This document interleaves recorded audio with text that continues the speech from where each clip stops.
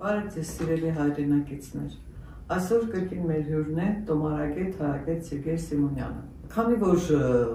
մոտենում է մայիսի 8-9, մեր մայիսյան հաղթանակների ամիսն է,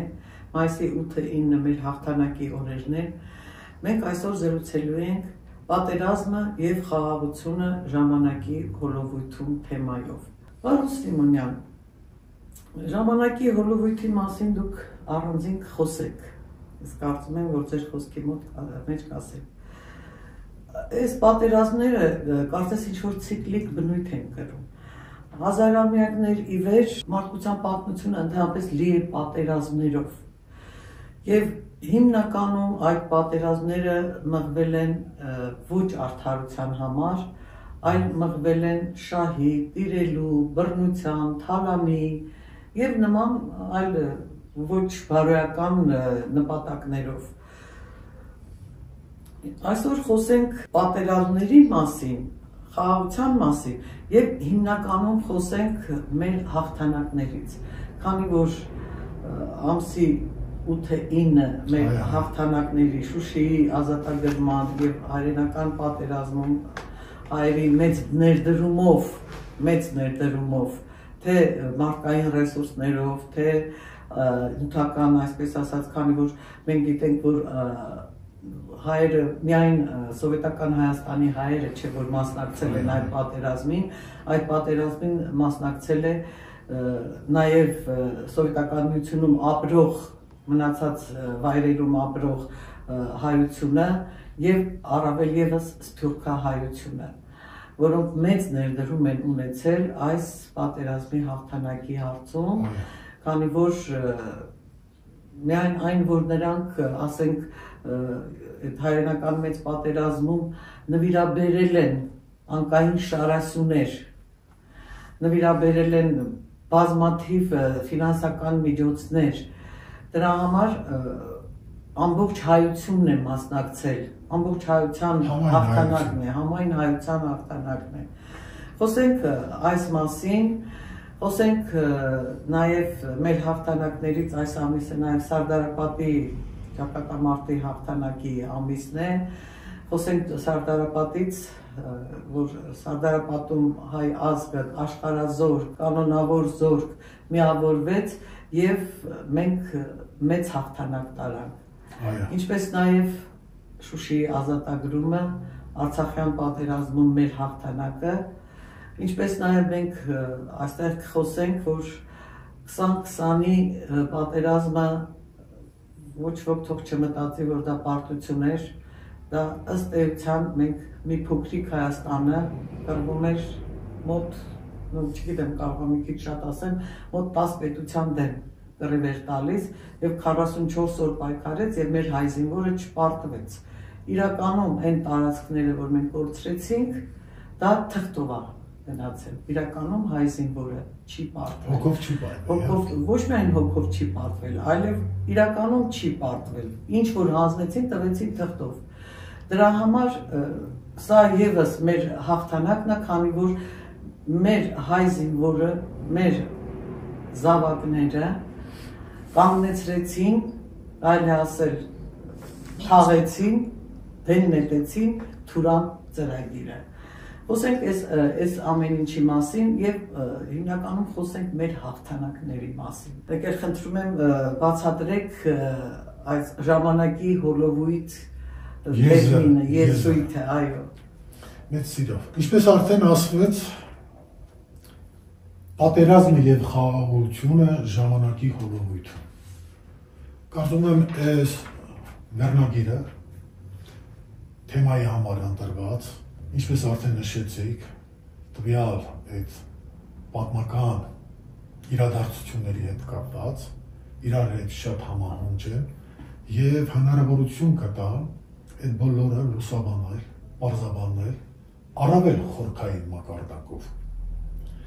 Իհարկե պատերազմ և խաղաղություն այս վերջին ժամանակներում, հատկապես 21-րդ դարասկզբին կամ 3-րդ հազարամյակի այս նախաշեմին, մենք տեսնում ենք, որ ինչն է անպակաս պատերազմները։ Ես դեռ չեմ ասում այլ արհավիրքներ եւ այլն։ Եվ այս պատերազմները իհարկե երբ որ մենք ուշադրությամբ լսում ենք, տեղեկանում ենք, թե որն է այս պատերազմների դրդապատճառը, հարուցիչը, այդքանն էլ բավական է հասկանալու, որ պատերազմները հիմնականում անարդարացի է, ալան-թալանի համար է, տնտեսական շահ ունենալու համար է, այլ երկրների անկախությունը ոտնահարելու ճանապարհով։ Այդ բոլոր տարբեր երկրների, պետությունների հարստությունները իրենցով անելը, սա ակնառու է։ Իհարկե պատմության, հին պատմության էջերից մեզ հայտնի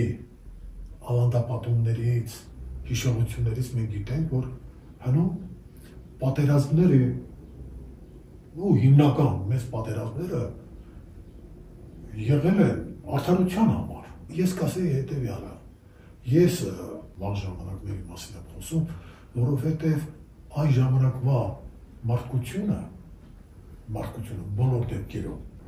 չի կարելի ասել հավատք են ունեցել։ Թեկուզ հետևյալը հիշատակեմ, հին ժամանակներում մեր հայկական լեռնաշխարհում, մեր բնորանում եղել է բարեպաշտություն։ Այն ոտնձգությունները հին ժամանակներում հայության հանդեպ հայոց աշխարհը որ ոտնձգություններ են եղել, բարեպաշտների երկիր, բարեպաշտները ինչ պետք է անեին նրանց հակադարձեին, բարեպաշտների համար այդ ոտնձգությունների դեմը առնելու, դա կոչվում էր հանուն հայրենյաց, հանուն արդարության, հանուն բարեպաշտության պատերազմ է եղել։ Շատ խոսում մի փաստ, որ բոլոր ժամանակների համար հայոց համար արքետիպային արժեք է ներկայացնում, դա Հայկի եւ Բելիի այդ մեծամարտն էր։ Եվ մանրամասները չասեմ, բոլորն էլ գիտեն այդ պատմությունը, հայկազունները միաբան ձևով, բռնակալ Բելը, որ իր բանակով, քանակային առումով, զինվածության առումով շատ գերազանցում էր, բայց քանի որ նրանք ազնիվ արդար պատերազմ չէին բանանում եւ կարելի է ասել ճշմարիտ հավատքից շեղված կռապաշտություն էին թելադրում մնա ամբողջ այն ժամանակվա աշխարհին, դրա դեմը առավ հայտնահապետը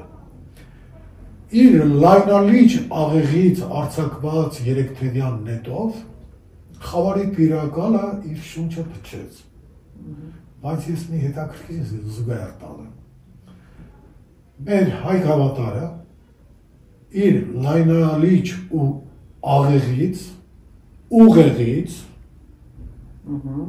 արձակված արևային այդ երեքթևյան ճառագայթը սիրո, իմաստնության և ճշմարտության ճառագայթով Բելիի և նրա համագիվների այդ խավարամտության վերջը տվեց։ Այս զուգահեռը տանելով ես ուզում եմ ասել, որ այն ժամանակ մարդիկ հանուն ճշմարտության, հանուն բարեպաշտության, հանուն արդարության են մղել այդ պատերազմը։ Եվ շատ հայտնի է հայտնահապետից հետո հայկազունները հիմնականում մեզ հասած այդ պատմություններից մենք գիտենք, որ երբեք ուրիշի ունեցվածքի, ուրիշի հողերի եւ այլնի նկատմամբ աչքի չեն դրել եւ այդպես բռնապետական նկատումներ չեն ունեցել։ Ուրիշի ունեցվածքը հափշտակել, ուրիշներին պարտադրել իրենց ազգային հավատքը փոխել կամ եւ այլն։ Սա շատ խոսում է, որ մենք կարող ենք ասել այն ժամանակի պատերազմը, արդար պատերազմը հայկազունների եւ նրա հակառակորդի անարդար նախահարցակ լինելը, սրանք այսօրվա մակարդակով որ նայում եք, այս կարգի պատերազմներ չկան։ Հիմա պատերազմները, երբ որ մենք նայում ենք, հենց հիմա տեղի են ունենում երկիր մոլորակի վրա բազմաթիվ պատերազմական կռվի օջախներ կան։ Ինչ անընդունելի միջոցներ, հնարքներ, ասես որ չեն գործադրում իրենց այդ բռնապետական, իրենց աշխարհակալական նպատակները իրականացնելու համար այդ պատերազմներում։ հիբրիդային պատերազմ է հիմա։ Դա ինչ է նշանակում, որ այս պատերազմները բացի տեսանելի այն ինչ որ տեսանելի է, նաև կա անտեսանելի երեսը, կողմը, որոնք նրանք բոլոր միջոցները ժամանակակից էներգոինֆորմացիոն բանազորական օգտագործում են մարդկանց հոգեբանության վրա ազդելու, մարդկանց աշխարհընկալումների վրա ազդելու, մարդկանց մտքի վրա ազդելու, եւ մարդիկ անհասկանալի ձևով իրենք էլ չեն հասկանում, թե ինչպես իրենք մտամոլոր են, հուսահատ վիճակում, հուսալքված վիճակում են հայտնվում եւ հանուն արդարության պատերազմ մղվելու փոխարեն նրանք ֆիզիկական գոյության մասին են մտածում, բոլոր զիջումների գնալով։ Իհարկե սա այս ճանապարհը ապագա չունի, ովքեր այդ ճանապարհով գնում են, դա անփառունակ ճանապարհ է, անապագար ճանապարհ է եւ կործանարար ճանապարհ է։ Ցավալի բան պետք է ասեմ, մենք գիտենք ընդհանրապես ցանկացած կրոն, որը սկզբնական շրջանում ճշմարտության խորհուրդ ուներ, ժամանակի ընթացքում կրոնական ռեֆորմներ են լինում, աղավներ են առաջանում, շեղումներ են առաջանում, կար մի կրոնական պացիֆիզմի հետ կապված, խաղաղասիրության հետ կապված մի մտայնություն, որ ընդհանրապես զենքով դիմակայելը անհարիր էր համարվում։ Առանց հասկանալու կարող էին ասել այն խոսքը, որ սուր վերցնող սրով էլ կընկնի, բայց այստեղ միայն այդ բառը իր ամբողջական ինչ նպատակով, ինչ տեղում է ասված եւ այլն կտրված շատ թերի է, բառից բուն իմաստով, որովհետեւ այդ սուրը եթե բարձրացվում է հանուն արդարության, հանուն ճշմարտության, հանուն հավատքի, սա արդեն սրբազան պատերազմի գաղափարն է։ Բոլոր հավատքներով գոյություն ունի սրբազան պատերազմի, արդար պատերազմի այդ գաղափարը։ Մեր ձեռքերով արդար սրբազան պատերազմ չեն տանում, սուրը մեծ խորհուրդ ունի, շատ մեծ խորհուրդ ունի։ Եթե այդ սուրը գործածում է արդարության համար, ազատության համար, հավատքի համար, ամբողջությամբ արդարացված է բոլոր ժամանակներում։ Սա մեկ։ Իհարկե դրա հետ կապված միջնադարում եւ մեր գլխով անցած պատմություններում այս մտայնությունը, որ խորքային ճիշտ չէր ընկալվել, եւ դրան իհարկե մեր վահագնացանուն փորձառու վիշապակրող Գարեգին Նժդեհը անդրադարձել է եւ ամբողջ ուղերձը Նժդեհի այդ էր, որ քրիստոնեության ճշմարիտ ուղերձը պետք է ճիշտ հասկանալ, խորհուրդը։ Եվ այդ խորհուրդը ճիշտ հասկանալը նա էր, որ ժողովրդին չպետք է տաներ տկարության, կամազրկության, անիմաստ հնազանդության։ Դա էլ մեր պատմության էջերում կան այդպիսի դրվագներ։ Իհարկե, հիմա ես կարծում եմ, որ քանի որ հասանելի է Նժդեհի այդ ուղերձը, հասկանում ենք, որ իրականում հայրենիքը, ազգային արժեքները, ճշմարիտ հավատքը, ինքնությունը պահպանելու համար հերոսություն է պետք, ջիգեր են պետք, ջանքեր են պետք, դիմակայություն է պետք։ Այլապես հիմա շրջապատում կան այսպես կոչված արհեստական ձևավորված պետություններ, արհեստածին, որոնք հարուցում են արհեստածին պատերազմներ եւ այդ ամենակործանարար է բոլոր այն պետությունների ազգերի համար, որոնք բարեպաշտ են, ճշմարիտ հավատքի մեջ են, առաքինության ճանապարհով են ուզում ընթանալ, ուրիշի ունեցվածքին ազգ չունեն։ Նրանց դիմակայելու միակ ձևը դա ուրեմն հերոսության ճանապարհն է։ Եվ քանի որ հիշատակեցի այդ առիթով Վահագնածնունդ փորձառու վիշապակախ Գարեգին Նժդեի խոսքը, նաև նա մի շատ դիպուկ խոսք ունի, որ ասում է երկիր, այս երկրագնդի վրա երկու բան կա, որ հոգներ չունեն։ Դա ժամանակն է եւ հայը։ Իհարկե, սա շատ հետաքրքիր եւ դիպուկ է եւ մենք քանի կանք, մենք հոգներ չունենք։ Եվ ժամանակը,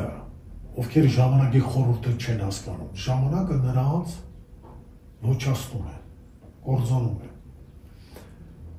Մենք այն ազգն ենք, որ մեր մեծ նահապետից ժառանգել ենք հայկյան աստվածատուր Սրբազան Տոմարը, եւ դա այն խոսում փաստն ու վկայությունն է, որ մենք հաշվի ենք նստել ժամանակի խորհրդի հետ։ Այսինքն մեր նախնիները, մեր մեծերը ցանկացած գործ, կարևոր, մեծ, փոքր, պատերազմ կլինի եւ այլ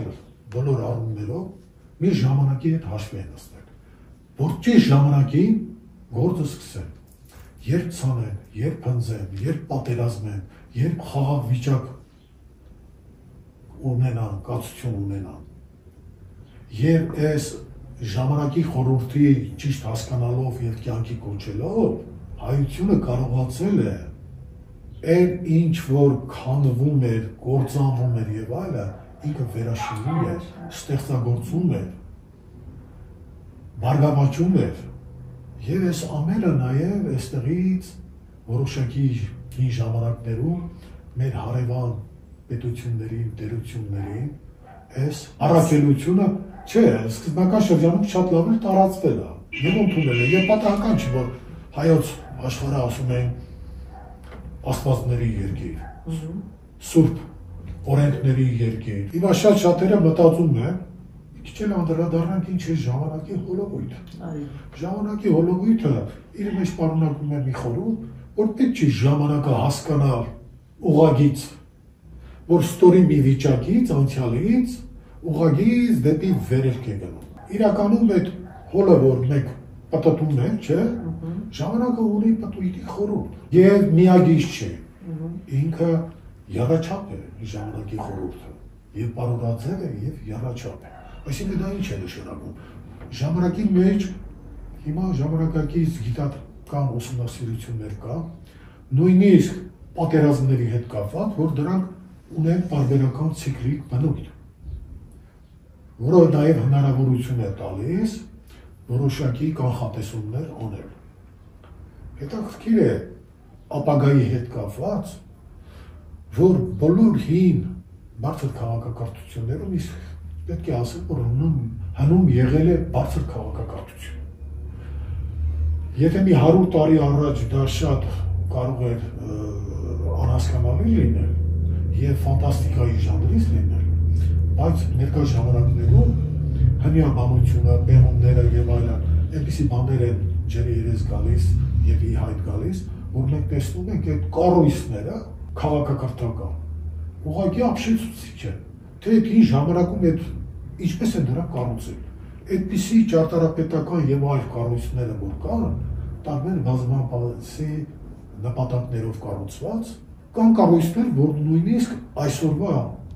գիտատեխնիկական նվաճումներով ինչ որ կա, դժվար է այդ նույնը կառուցել, նմանօրինակ ինչ որ մի բան կառուցել։ Սա, թեկուզ միայն սա, խոսում է նրա մասին, որ հնում եղել է բարձր քաղաքակրթություն։ Սա պետք է միշտ հիշել։ Եվ այդ ժամանակի հոլովույթում այդ բարձր քաղաքակրթությունը ժամանակի ընթացքում վայրընթաց անկումային դարաշրջաններ է ապրել։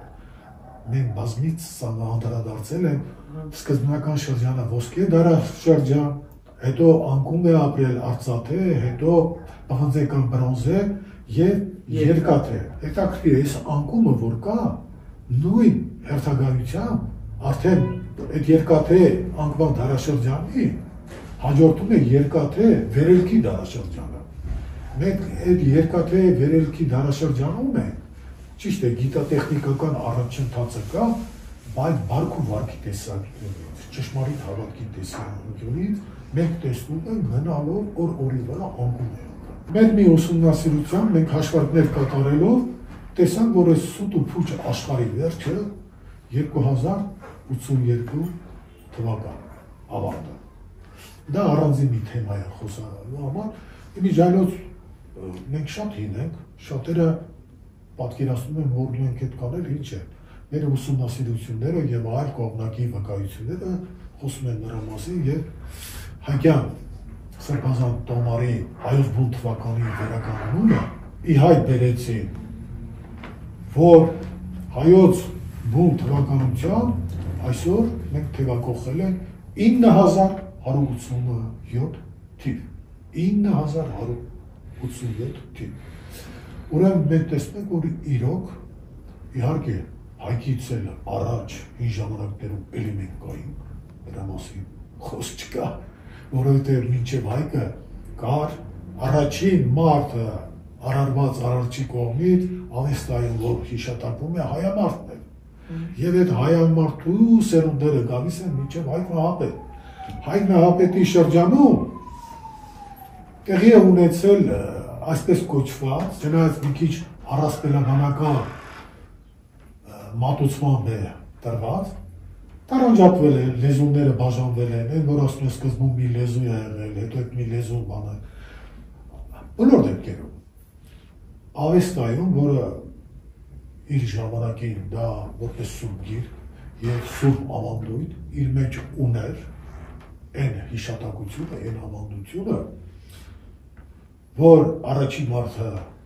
արարչի կողմից արարված դա հայամարտներ եւ այդ հայամարտուց են առաջացել արիական բոլոր ազգերը։ Սա իմիջիայլոց։ Մի քանի օր է մնացել առաջիկա օրերին, այսօր հետաքրքիր է հանգամանքների բերումով, ճակատագրի բերումով, այսօր ահեկան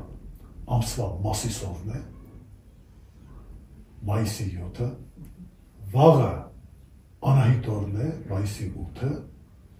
մայիսի 9-ը Արագած օրն է։ Սա թող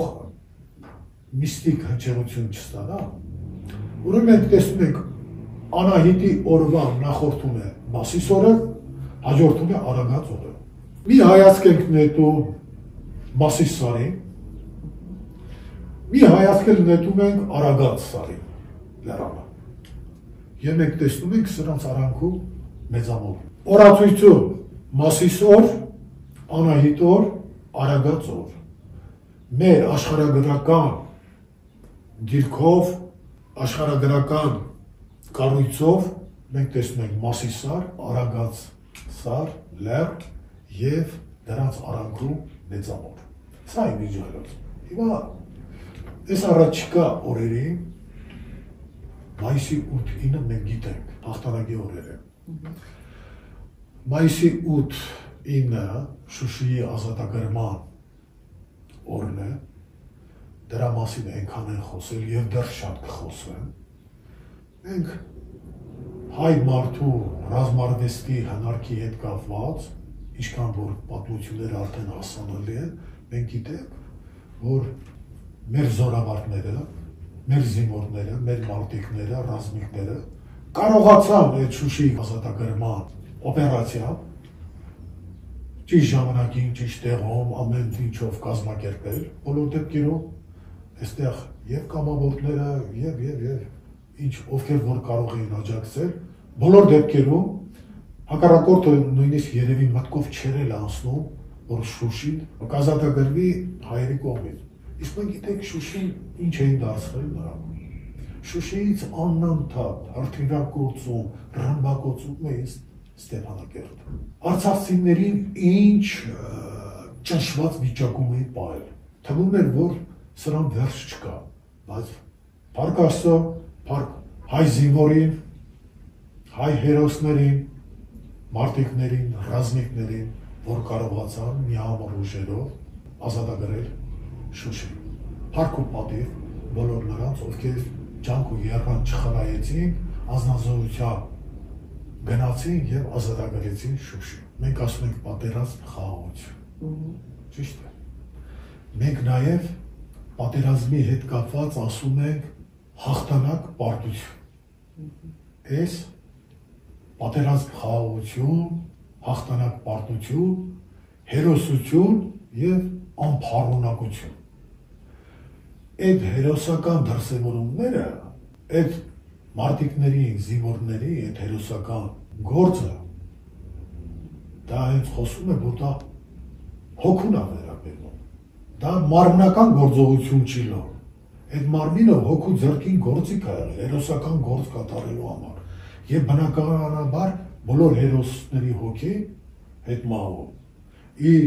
հերոս նախնիների հետ միանում է, իր ազգային ոգու ծիրում է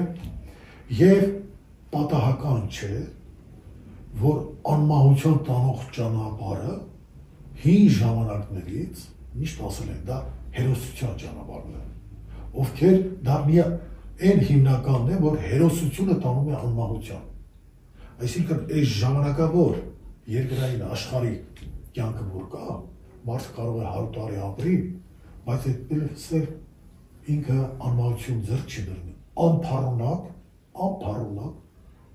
մահանա ու ջնջվի, անհետանա, ոչ ոքի չի հիշվի, բայց հերոսությունը դա մի այնպիսի հոգևոր գործընթաց է, ձեռք բերում է, որ այդ հոգին լուսավորվում է, այդ հոգին իր ընտրությունը կատարում է, նա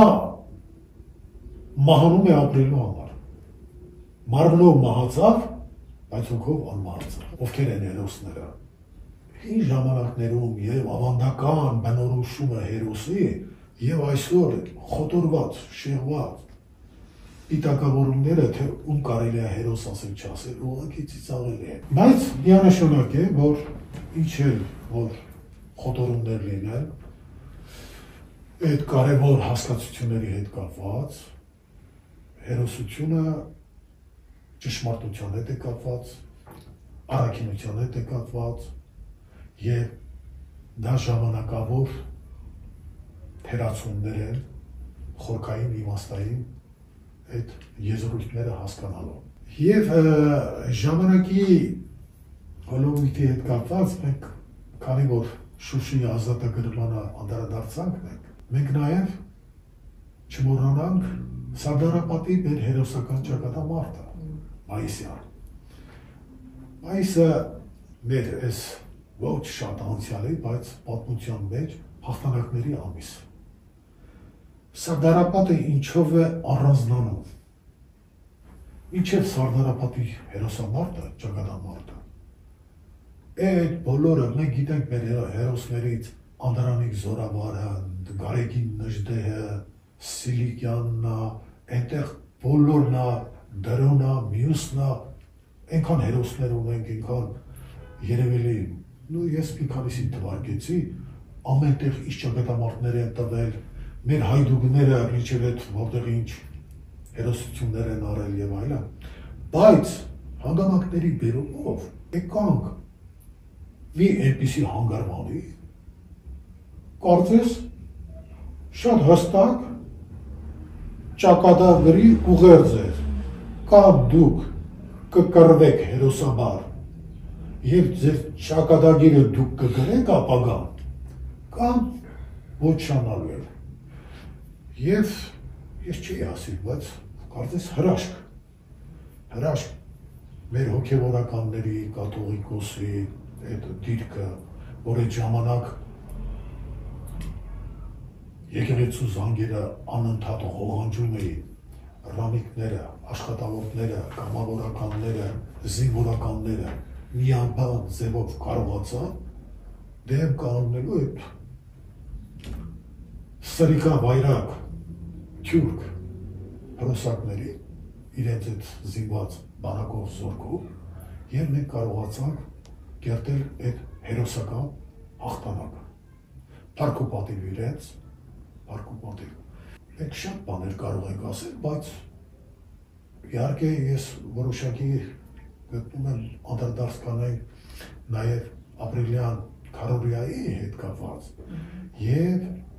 2020-ի 44 օրյայի հետ կապված։ Այն ինչ որ Սարդարապետի մասին ասեցինք, այն ինչ որ մենք Շուշիի գրառման հետ կապված եւ ընդհանրապես 90-ականների այդ ազատագրական մեր ճակատամարտները պայքարը որ կա, այնտեղ շատ հերոսական պատմություններ կան, դեպքեր կան եւ այլն։ Այսօր մենք չենք կարող այդ բոլորի մանրամասը բան անել, բայց մի բառով ասենք, որ շատ է այդ հերոսական դրսևորումները։ Տեսեք, հետաքրքիր մի բան է կատարվում։ Գարեգի Նժդեհը ընդհանրապես պատերազմների հետ կապված, ճակատամարտերի հետ կապված շատ խոր իմացություն գիտելիքներ է ունեցել։ Եվ ճակատամարտի հետ պատերազմի հոգեբանությունը, բոլոր ազդեցությունները, դա այն աստիճանի, որ հակառակորդի հետ կռվելիս հաշվի առնում օրը, ժամը, տեղանքը, լեռները, ձորերը, այս բոլորը որ կա, զինվորների հոգեկան վիճակը, թե նրանց հետ սրտի խոսք պետք է ասվի, նրանք ոնց պետք է անեն, ինչ պետք է անեն, եւ զորավարից շատ մեծ բան է կախված, շատ մեծ բան է կախված։ Իհարկե, թե 40-ի եւ 44-օրյայի այդ պատերազմները, որ եղել են, մենք տեղյակ ենք, որ մեր զինվորները շատ տեղերում մեծ հերոսական դիմադրություն են տվել, շատ մեծ։ Իհարկե, որոշակի այդ զիջումներ, որոշակի պարտություններ կա, թող դրանք զբաղվեն, այս նոր ժամանակների խոհեր, լրջմիտ, քաղաքագետները եւ ռազմագետները։ Այսօր մենք դրա մեջ չխորանանք։ Համենայն դեպս մենք ավելին էինք սպասում եւ կարող էինք թե այդ 40-ի եւ 44-օրյայի այդ պատերազմների ժամանակ մենք այդ հնարավորություն ունենք, բայց չմոռանանք, որ հակառակորդը ինքը միայնակ չէր, հզոր տերություններ, ուժեր, հատկապես 44-օրյայի ժամանակ հիբրիդային պատերազմ էր, որտեղ ընդգրկված էին տարբեր ուժեր, զորատեխնիկական միջոցներ, միլիարդավոր ծախսեր էին արել այդ բոլորի համար, էլ օդային ուժերը, էլ ցամաքային ուժեր, էլ ահաբեկիչներ, հրոսակախմբեր, հայթայթման միջոցներ եւ այլն, այս բոլորով 44 օր մեր դիմակայեց այդ ահռելի ու գարշելի այդ ահավոր ուժին։ Նրանք երևի իրենց մտքում հաստատում էին եւ այդպիսի խոսակցություն կա, որ այդ պատերազմը պետք է բլիցկրիգ կլիներ, այսինքն շատ արագ պետք է հաղթանակը ապահովեին։ Բայց այդ 44 օրը որ ձգվեց, դա խոսում է, որ սրանց մտքով չի լացել, որ կդիմանա։ Իրենք իհարկե լավ իմացել են մեր հնարավորությունները, զինտեխնիկա եւ այլն, տիրապետել են գաղտնիքների բանի հաստատ։ Սա ամենայն դեպս ինչ որտեղ մխիթարական մի բան էր, որ ես ուզեցի ասել, որ մենք ավելին կարող ենք, բայց այդպես է ստացվել։ Բայց հոգով մենք չենք անմիջվել։ Մենք գիտենք, որ ես այստեղ ուզում եմ մի փոքր բանաստեղծական պոետիկ մի բան արտասանել, որպեսզի ժամանակի այդ ցիկլիկ բարբերական պատերազմի եւ խաղաղության այդ դիալեկտիկան ճիշտ հասկանանք։ Այդ հագադրությունների միասնությունը, հաղթանակ, պարտություն, հագադրություններ են, չէ՞։ Հերոսություն եւ այնտեղ անփառանակություն, հագադրությունները։ Սեր, ատելություն, ծիծաղուն լաց, ձեռձեռի տված, անսկիզբ անվերջ, հավերժության, շնչով վարակված, ճակատագրի անինն են պտտում անդադար եւ հաջորդում են իրար, ծնունդ ու մահ, լույս ու խավար։ Այս նույն ոճով ես կարող եմ ասել, որ պատերազմը, խաղաղությունը ձեռձեռի տված, անսկիզբ անվերջ, հավերժության շնչով վարակված, ճակատագրի անինն են պտտում անդադար եւ հաջորդում են իրար, հաղթանակը եւ պարտությունը, հերոսությունը եւ անփառանակությունը։ Սա այս հագադրությունների դիալեկտիկան իրենց մեջ դա բնության բնական օրենք է։ Եվ սա հասկանալով մենք պետք է իմանանք, որ խաղաղություններից հետո լինելու է պատերազմ,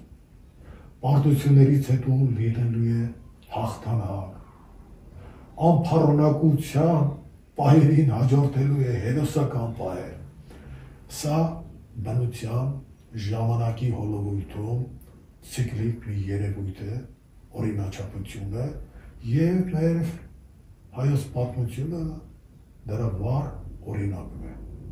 Եվ ես կարծում եմ, այս ամենին մոտ ժամանակներում ավելի բարենպաստ պայմանների բան կանեն, մենք լուրջ դասեր կառնենք, այս վերջի մեր գլխով անցած ինչ-որ կատարվեց, եւ դա մեզ հնարավորություն կտա ամբողջ հայությանը աշխարհասփյուռ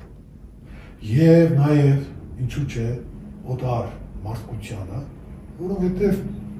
նրանք էլ կամաց անտեղյակները հասկանում են, որ հայությունը դա այն հին ազգն է, այն քաղաքակիրթ հին քաղաքակրթություն ներկայացնող ազգն է, որ հին ժամանակներում, ինչպես ասել ենք եւ կասենք, հայոց աշխարհը կոչվում էր Սուրբ Աստվածների երկիր, Սուրբ օրենքների երկիր, Ծիրանի երկիր, Արևի երկիր, բարեպաշտների երկիր, սա լոկ հնարավորի մտածածին բաներ չեն, սա հնուց, ավանդված, վկայված, փաստված իրողություններ են, եւ այս նոր ժամանակներում այդ ամենը ջրի երեսնելով, այդ ուղերձը ունենալով, մենք պետք է կարողանանք ճանապարհ դնենք այս այդ մոտ դարաշրջանը, այս երկաթի դարաշրջանը, սուտ ու փուչ աշխարհի դարաշրջանը եւ դիմավորենք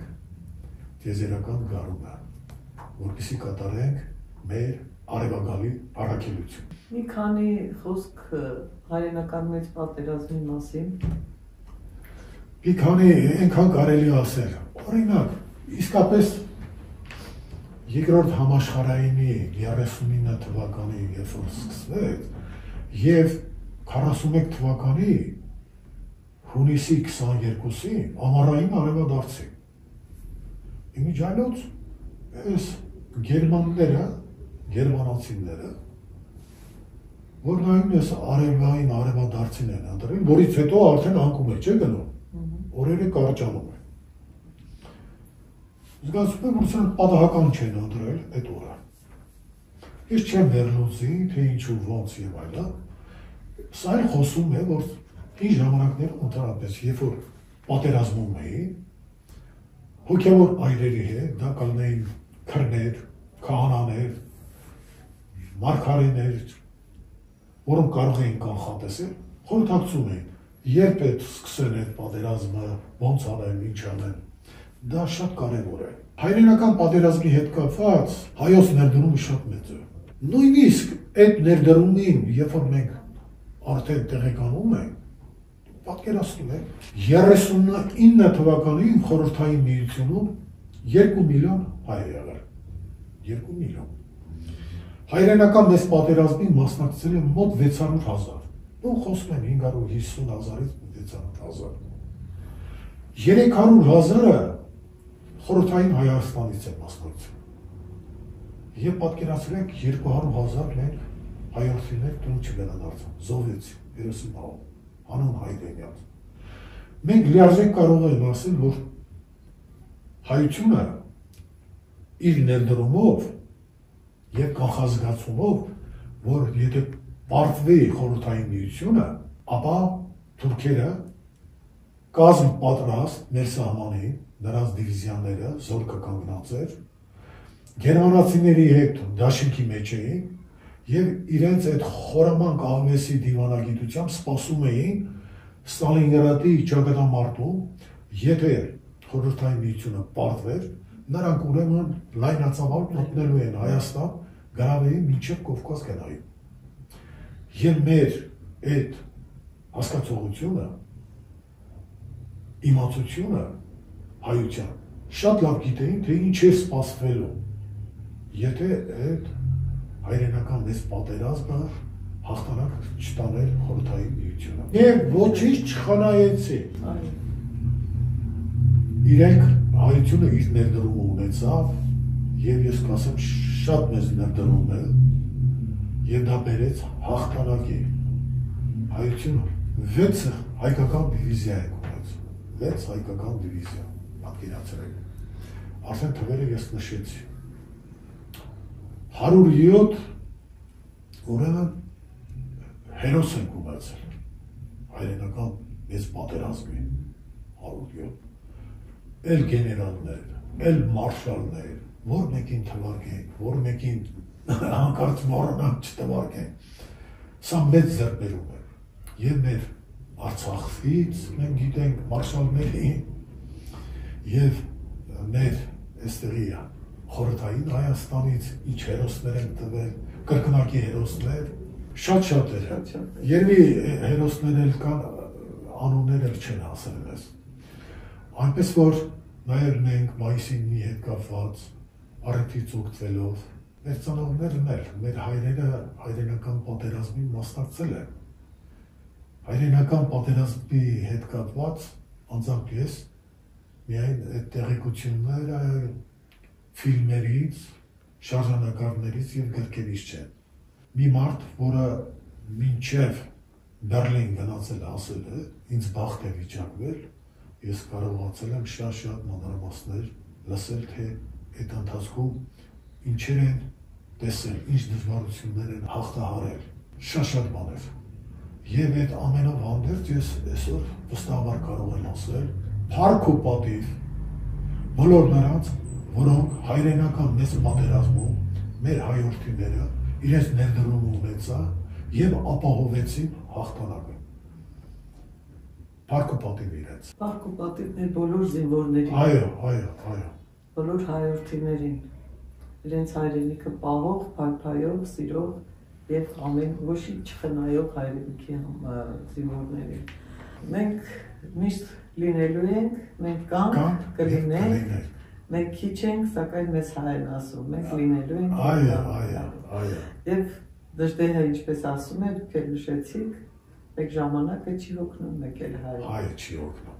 Եվ այդ ժամանակը ճիշտ օգտագործելու միջոցը մենք ունենք։ Ինչպես ասեմ, որ շատ ծանր չան չի։ Այդ ժամանակի խորհուրդը, որ մեր նախնիները հասկացել են։ Այսօր մեզ ինչն է խանգարում, որ հայրենահապետից ավանդված աստվածատուր օրացույցը, տոնացույցը, տոմարը, որ ոգեղեն լուսանվոր աշխարհի հետ հաղորդակցության միջոց է եւ այս երկիր մոլորակի վրա,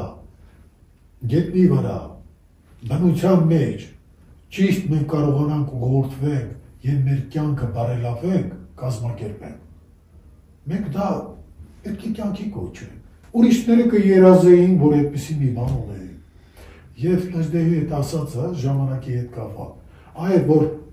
հայը հոգնել չունի, որովհետև ինքը գիտի ժամանակի հետ աշխատելու իր միջոցը։ Ժամանակը ճիշտ գնահատելու, ժամանակի խորհուրդը ճիշտ հասկանալու միջոցը։ Հիմա էլ գիտենք արդյոք, թե մենք ինչ-որ բան փոխվել է։ Իմացողները գիտեն, բայց ասենք, որ պարտադիր չի, որ ամեն բան բոլորը իմանան։ Նրանք, որ պարտավոր են իմանալու, նրանք պետք է իմանան։ Եվ նրանց միջոցով ուրեմն պետք է փոխանցվի մյուսներին, պետք է փոխանցվի, որպեսզի նրանք էլ արդեն ուղղորդվեն կյանքի կոչեն այդ ամենը։ Դա բարդ բան չի, նոր ժամանակներով ժամանակի խորհուրդը ես էլ եմ ասում, դա լուրջ խորհուրդ է, այսօր էլ ժամանակակից քվանտային մեխանիկայում, ֆիզիկայում, մինչև այսօր էլ շատ գիտնականներ գլուխ չեն անում, թե ինչ բան է տարածություն, ինչ բան է ժամանակ, բայց տոմարի հետ կապված, երբ որ մենք առնչվում ենք, ապշել կարելի է, որ մեր նախնիները շատ լավ են պատկերացրել ժամանակն ինչ։ Ժամանակը շատ լավ է պատկերացրել, եւ ժամանակը պատկեր դա եռաչափ մի այնպիսի երևույթ է ժամանակը, որ իր մեջ ունի բոլոր տարածության մեջ ինչ որ կատարվում է, այդ բոլոր հնարավորությունները, եռաչափ ժամանակի մասին է խոսքը։ Իհարկե, նաև այդ որ ասում ենք հավիտենականություն, այդ հավիտենականությունն էլ ներկայիս ժամանակակից ֆիզիկան, նախնիները որ ասում են հավիտյանս հավիտենից կամ հավիտենականություն, ինչ էին հասկանում։ Ուրեմն մի բան հասկանում են, չէ՞ որ այդ բառը օգտագործում են։ Շնորհակալություն, ստեցություն սիրելի հայրենակիցներ, կհանդիպենք։